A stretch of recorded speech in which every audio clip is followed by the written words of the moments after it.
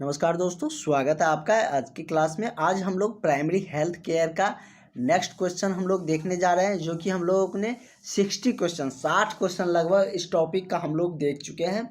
आज 25-30 क्वेश्चन के अराउंड देखेंगे एक्सप्लेनेशन के साथ भी। और आज के बाद हम लोग नया टॉपिक स्टार्ट करेंगे। तो आज हम लोग इस टॉपिक को जितना क्वेश्चन हो सकता है उतना कवर करेंगे, फिर नया टॉपिक ये चलेंगे। फिर उसके बाद ऐसे सर्किल की तरह घूमते हुए सारे मतलब कि टॉपिक को हम लोग कवर कर लेंगे और आपको ज़्यादा बर्डन भी नहीं लगेगा और आपका पूरा सिलेबस कंप्लीट हो जाएगा। और पूरी सिलेबस इस तरीके से कंप्लीट होंगे कि आप एग्ज़ाम में सारे क्वेश्चन बना के आइएगा सही सही। और इस तरीके से हम एक्सप्लेन करके आपको बताते हुए भी चलते हैं। तो चलिए बिना देरी किए हुए आज के क्लास को हम लोग स्टार्ट करते हैं। इससे पहले का क्वेश्चन हम लोग देख चुके थे और आप सबसे रिक्वेस्ट भी है कि अभी आपका इस नेक्स्ट जो महीना है अक्टूबर, उसमें बहाली की प्रक्रिया शुरू होंगे। यह आप सबको पता है कि स्वास्थ्य विभाग की तरफ से आप सब ने भी पेपर में देखे थे कि अपडेट आ चुके थे। तो आप लोग ये काम आप लोगों को दिए जा रहे हैं मेरे तरफ से। समझिए, मेरा रिक्वेस्ट है कि आप लोग अपने जो ग्रुप है, जो भी आपके फ्रेंड होंगे, उनके पास ये क्लास वाला वीडियो ज़रूर शेयर करिएगा ताकि उन्हें भी फ़ायदा मिल सके और क्लास में जुड़ सके। जितना जल्दी हम लोगों का क्लास का जो जितना टारगेट है उतना कंप्लीट होंगे। हम लोग ऐप पे चलेंगे, आपका ग्रुप डिस्कशन स्टार्ट होंगे, टेस्ट सीरीज आपका स्टार्ट हो जाएगा, सारा कुछ वो सारी तैयारियां आपको प्रोवाइड किए जाएंगे, जो कि आपको बेहतर आपका रिजल्ट हो सके और आप सिलेक्शन ले सके। तो इस नंबर पर आप लोग कॉल करके, जो अभी तक क्लास नहीं ज्वाइन किए हैं, इस नंबर पर कॉल करके व्हाट्सअप करके क्लास ज़रूर जुड़ जाइएगा, क्योंकि अब आपका इम्पोर्टेंट क्लास छूट रहे हैं। क्वेश्चन कर रहा है कि निम्न में से कौन सा कथन गलत है। सही नहीं, गलत को खोजना है। कह रहा है कि दायां फेफड़ा बाएं फेफड़े से बड़ा होता है। ये हमने आपको बताए थे कि फेफड़ा का मतलब दो फेफड़ा हमारे बॉडी में होते हैं, एक बायां एक दायां। बाएं फेफड़ा का वजन भी ज़्यादा होता था क्योंकि बड़ा होता है। इसको वजन को किस में मापते थे? तो ओस में मापते थे। ओस में मापते थे ना। बड़ा वाला को 23 ओस और छोटा वाला को 19 ओस होते थे। इसका वजन इस यूनिट में मापते थे। और फेफड़ा का क्या कार्य है शोषण में? तो यह सांस के जरिए जो हमारे बॉडी में ऑक्सीजन जाता है, वो फेफड़ा ही क्या करता है, तो ऑक्सीजन को ब्लड में मिलाता है। और या ये भी कह सकते हैं कि ब्लड जो है वो फेफड़ा में जाकर ही शुद्धिकरण होता है। और हमारे शरीर का प्रमुख अंग भी फेफड़ा ही है, सिर्फ हमारा ही नहीं। इससे पहले वाला क्वेश्चन देखिए, इसमें जैसे कहा है कि फेफड़े के माध्यम से शोषण कौन कौन करता है। तो सरीसृप, जिसमें सांप, छिपकली ये सब आते हैं, वो सब सरीसृप हो गए।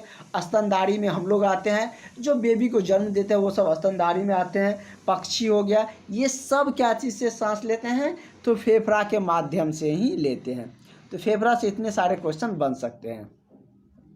इस क्वेश्चन में कह रहा है कि गलत को खोजना है। तो दाएं फेफड़ा बाएं से बड़ा होता है, ये सही है। सही तो हमको खोजना नहीं था, तो ये इस अनुसार गलत हो गया।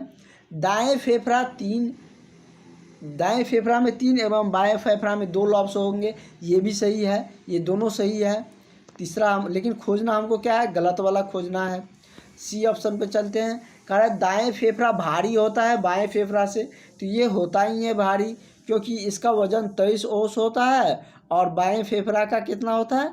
19 ओस होता है। तो ऑब्वियसली ये भारी है। उसके बाद है कि दोनों फेफड़ा बिल्कुल समान है, ये गलत है। ये गलत है और यही हमको खोजना था। तो यहाँ पर आकर हमको फाइनली इस क्वेश्चन का आंसर मिला। ठीक है, तो दोनों फेफड़ा समान होता नहीं है, एक बड़ा और एक छोटा होता है। एक का वजन 23 औस होता है और छोटे वाला बाएं फेफड़ा का वजन 19 औस होता है। दाएं वाला बड़ा होता है, बाएं वाला छोटा होता है। बस इससे ज़्यादा इस फेफड़ा से रिगार्डिंग क्वेश्चन आपसे पूछेंगे नहीं। और यही आपका ग्रुप डिस्कशन में होंगे। जब ग्रुप डिस्कशन स्टार्ट हो जाएगा ना, तब ये सब टॉपिक हम वहाँ पर आपको मेंशन कर देंगे, उस पर आपको ग्रुप डिस्कशन चलेंगे। और हम सिर्फ यहाँ पर क्लासेज को ज़्यादा से ज़्यादा क्वेश्चन को कवर करेंगे। कह रहा है कि एडम्स एप्पल किस अंग से संबंधित है। तो एडम्स एप्पल जो संबंधित है वो स्वर तंत्र से संबंधित है, लैरिक्स जिसको इंग्लिश में बोलते हैं। स्वर तंत्र के बारे में हमने आपको बहुत जानकारियाँ दिए थे, बहुत सारे चीज़ बताए थे। लैरिक्स इंग्लिश में ऐसे लिखा रहेगा LARYNX, लैरिंक्स, जो कि कितने 9 लेयर मतलब कि 9 टुकड़ा ऑफ कार्टिलेज मतलब उपास्थि से बना होता है। किससे? 9 टुकड़े, उपास्थि के 9 टुकड़े से ये बना हुआ होता है। ये एक क्वेश्चन भी था कि ये लैरिंक्स कितने उपास्थि के टुकड़े से बने होते हैं। पीछे का एक क्वेश्चन था ना, वहीं पर हमने एक्सप्लेन करके आपको बताए भी थे। तो 9 उपास्थि के टुकड़े से बने होते हैं। तो एडम्स एप्पल किस अंग का है? तो स्वर तंत्र का है। अब एप्पल है तो ये मत समझ जाइएगा कि खाने वाला एप्पल है, एडम्स लिखा है, एडम्स एप्पल, तो वह कौन से अंग का भाग है? तो ये स्वर तंत्र का भाग है। और ये आपने कभी सोची कि इसको एप्पल्स क्यों कहते हैं? तो इसकी संरचना एप्पल्स जैसे होती है ना, इसीलिए इसको क्या कहा जाता है? एप्पल कहा जाता है। थोड़ा सा हमको एप्पल का फिगर नहीं आ रहा है बनाने, तो आप लोग को तो आता ही होगा। ऐसे शायद रहता है, ऐसे ही होता है ना, ऐसे ही होते हैं लगभग। टमाटर समझिए या एप्पल समझिए, ऐसे ही होते हैं, ठीक ना। नेक्स्ट क्वेश्चन की तरफ बढ़ते हैं। तो इसका करेक्ट आंसर क्या हो जाएगा? ऑप्शन नंबर बी हो जाएगा। कल बहुत ही कम स्टूडेंट क्लास ज्वाइन किए थे, और कल रीज़न भी था क्योंकि आप सब बहुत सारे जो ANM बने, GNM बने थे वो फास्टिंग में थे, और कल फेस्टिवल भी था। हम लोग बिहार का प्रमुख फेस्टिवल में से भी आते हैं, क्योंकि इसमें 2 रोज़ फास्टिंग होते हैं, तो इस वजह से थोड़ा कम अटेंड हुए थे क्लास में। चलिए कोई बात नहीं, आज जो भी कैंडिडेट आज जो क्लास अटेंड करिएगा पूरा ज़रूर देखिएगा, जिससे कि आपको सारी क्वेश्चन समझ में आए। पिछले क्लास यदि आपका छूट गया है तो आपके पास चला गया होगा क्लास, कल ही आपको मिल गया है, उसे भी ज़रूर देख लीजिएगा। कह रहा है कि मानव का प्रमुख श्वसन अंग कौन सा होता है? फेफड़ा, श्वास नली, ग्रास नली या डायफ्राम? तो मानव का जो प्रमुख श्वसन अंग है वो क्या है? फेफड़ा है। कितनी बार हम आपको बता चुके हैं कि हमारे शरीर का सबसे प्रमुख अंग, श्वसन का प्रमुख अंग क्या है? फेफड़ा है। तो correct answer option number A. Next question पे चलते हैं।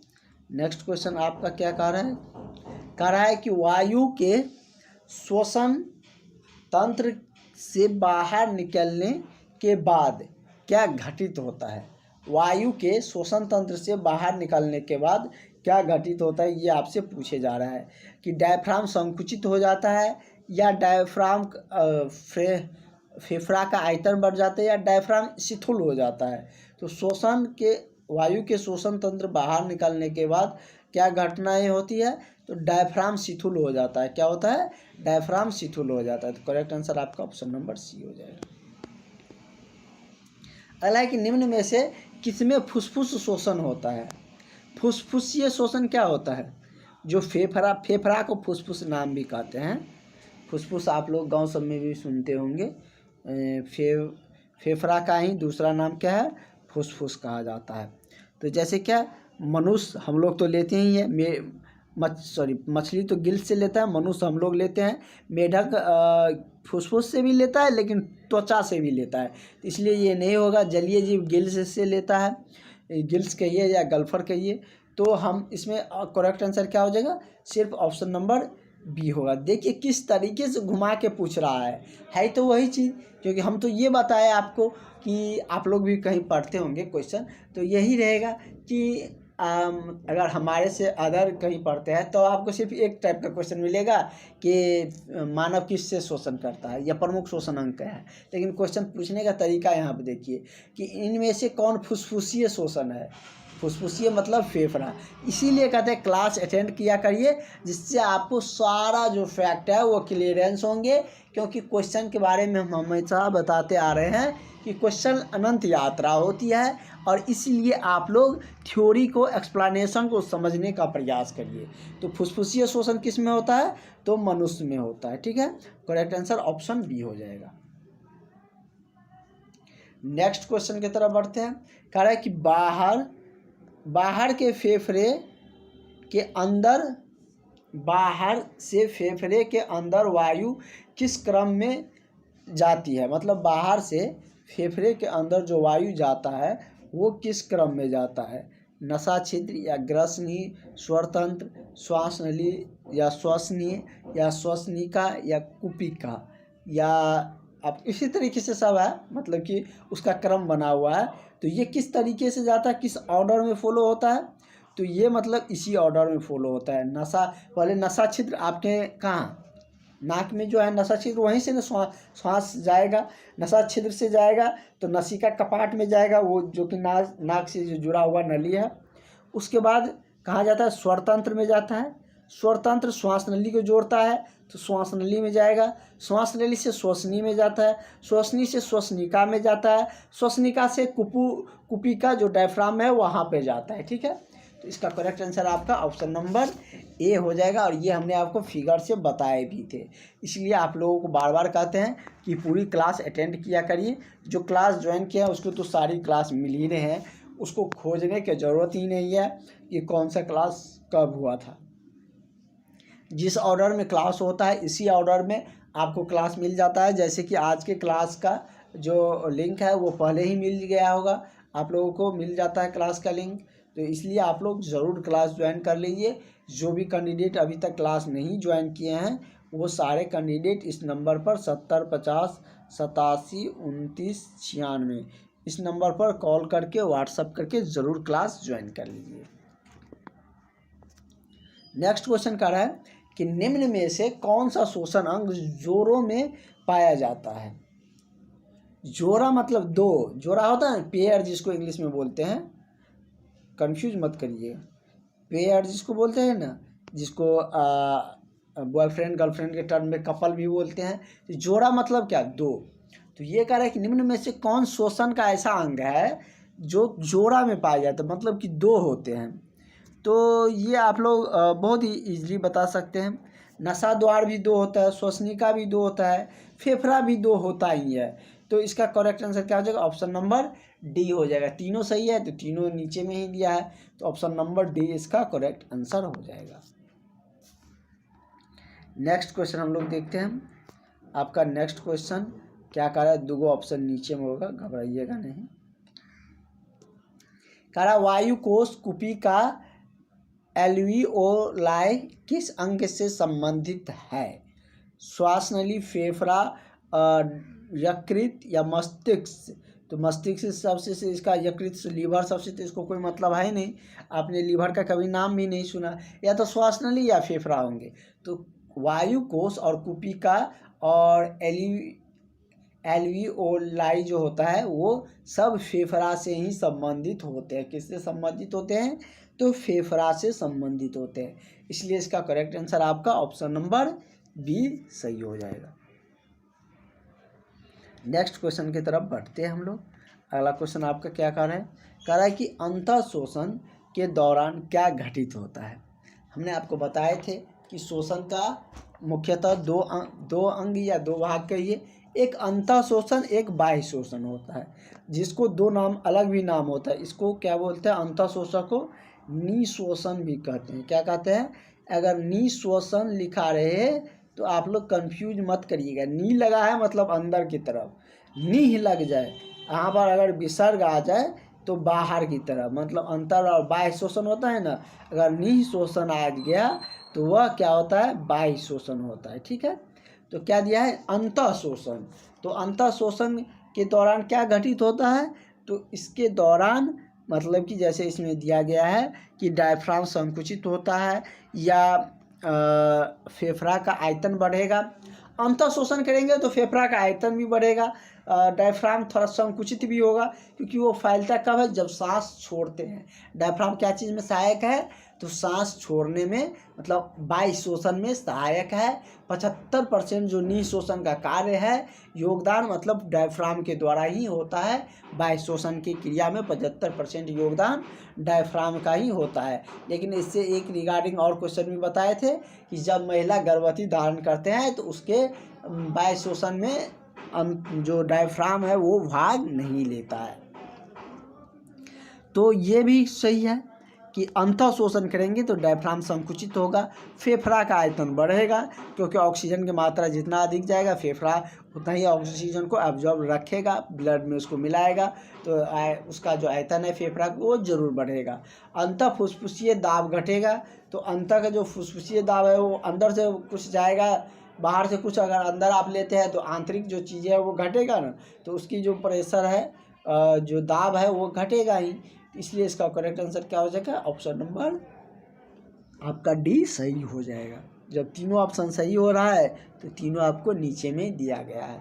यदि इस टाइप का आंसर बन रहा है, अगर इस टाइप से क्वेश्चन है तो ऑप्शन मिल रहा है, 2 सही हो रहे हैं, तीसरा आपको नहीं पता चल रहा है, तो ऑल ऑफ दीज वाला जो रहेगा और इनमें से सभी सही है या उपयुक्त सभी सही है तो वही सही कर दीजिएगा आप लोग एग्जाम में। 2 आपको लग रहा है कि सही है तो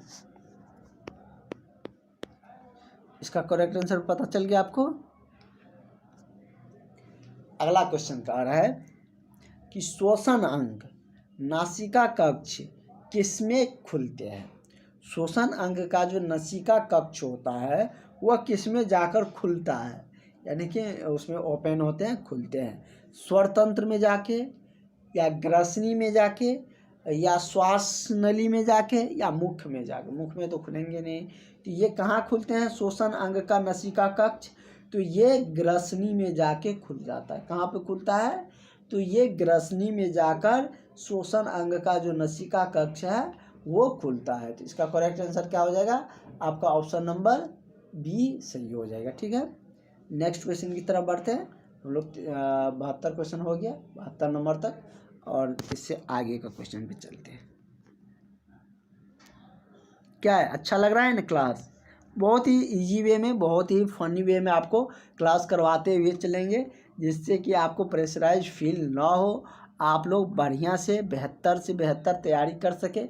इस तरीके से आपको नोट्स सारी सुविधाएं उपलब्ध भी करवाए जा रहे हैं। तो जो भी कैंडिडेट अभी तक क्लास नहीं ज्वाइन किए हैं, आजकल के चक्कर में है कि हम आज करेंगे कल करेंगे, तो आप लोग क्लास जुड़ जाइए, क्योंकि आप ये क्लास छोड़ते हैं तो आपको बहुत कुछ मिस होता है। अगर पैसा का प्रॉब्लम हो रहा है तो ऐसा नहीं कि एक ही बार देना है, आपको जिसको दिक्कत है बताने पर हम आपको उसको थोड़ा सा समय भी मिल जाएगा। तो चलिए हम लोग आगे चलते हैं और नेक्स्ट क्वेश्चन की तरफ बढ़ते हैं। हमारा अगला क्वेश्चन क्या कह रहा है,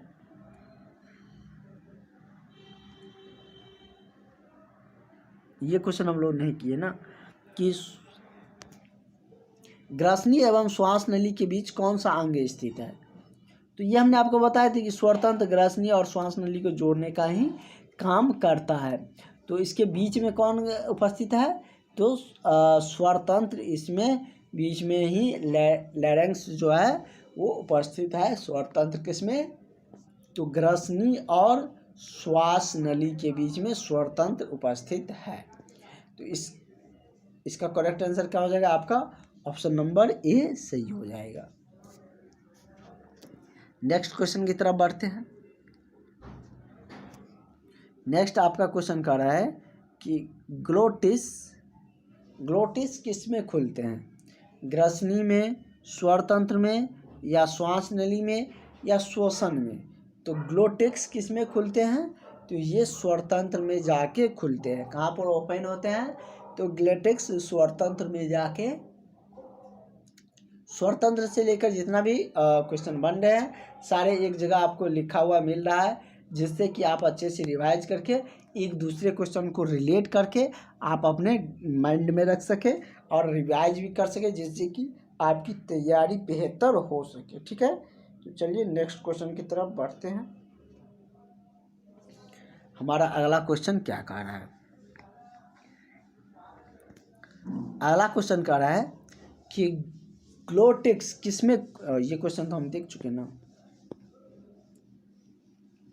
नेक्स्ट है 75 नंबर क्वेश्चन।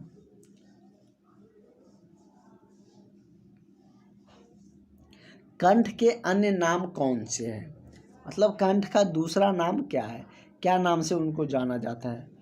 कंठ को ही स्वर तंत्र भी कहते हैं, वॉइस बॉक्स भी कहते हैं। वॉइस यहाँ पे लिखा है, वॉइस होगा क्या होगा, वॉइस बॉक्स। वॉइस बॉक्स के नाम से भी जानते हैं, स्वर तंत्र को ही वॉइस बॉक्स कहते हैं। तो ये दो नाम हो गया। कंठ से ही आवाज़ निकलती है, ये आपको पता है ना। ध्वनि पेटिका भी इसी को कहते हैं। तो इसका करेक्ट आंसर क्या हो जाएगा? ऑप्शन नंबर डी हो जाएगा। अब किसी भी तरीके से क्वेश्चन इससे पूछेंगे तो आप निश्चित ही बना सकते हैं, क्योंकि इसकी सारी जानकारियाँ हम आपको बता दिए कि स्वरतंत्र इंग्लिश में लैरिंक्स जो बोलते हैं, इसको वॉइस बॉक्स भी कहा जाता है क्योंकि नाम से ही क्लियर है, और इसको ध्वनि पेटिका भी कहते हैं। कंठ भी इसी का नाम है, क्योंकि आपको पता है ना कि कंठ से ही क्या हमारा वॉइस निकलते हैं। तो इस तरीके से इसका करेक्ट आंसर क्या हो जाएगा? ऑप्शन नंबर डी सही हो जाएगा। ठीक है, नेक्स्ट क्वेश्चन की तरफ बढ़ते हैं। कह रहे कि अंतः शोषण के दौरान कौन से अंग एक चूषण जो सक्शन पंप की तरह काम करते हैं? सक्शन पंप आप जानते हैं ना, जो कोई सक्शन पंप जैसे क्या आप लोग गांव सब में सिंचाई करते हुए देखते हैं, जो डेनवो या मोटर जो लगाकर, या दमकल जिसको क्या बोलते हैं आप लोग, तो वो जो जैसे नदी या कहीं मतलब कि छोटा सा पानी के लिए गड्ढा जैसा उसमें लगाते हैं, तो एक पाइप अंदर डाला जाता है पानी में, उसको सेक्शन पाइप कहा जाता है। उसी को सेक्शन पाइप कहा जाता है। वो क्या करता है? पानी को खींचने का काम करता है। तो सेक्शन पाइप आप समझ गए, जिसकी आकृति ऐसी रहती है, सॉरी इस तरीके से रहता है गोले जैसे, ऐसे रहते हैं, ऐसे पाइप ऐसे निकला हुआ रहता है, इसमें छिद्र जैसे रहता है, छिद्र ऐसे ऐसे ऐसे छिद्र रहते हैं। इससे क्या होता है?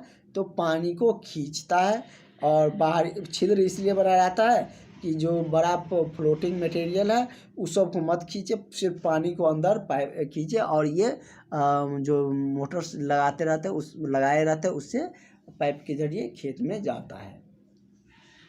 वही कह रहा है कि चूषण मतलब खींचता है, चूसता है, तो या सेक्शन पंप कहिए की तरह कौन काम करता है? जैसे इसमें दिया है फेफड़ा, श्वास नली, ग्रसनी या स्वरतंत्र। तो फेफड़ा ही चूषण का ही अंतः शोषण के दौरान चूषण का काम करता है, क्योंकि अंतः शोषण जब आप सांस लेते हैं तो ऑक्सीजन को फेफड़ा खींच लेता है, अपने तरफ आकर्षित कर लेता है, अपने तरफ खींच लेता है, उसको अपनी तरफ चूस लेता है। सेक्शन पंप की तरफ अपने तरफ क्या करता है? उसको खींच लेता है, जिससे कि वो ऑक्सीजन को क्या कर सके?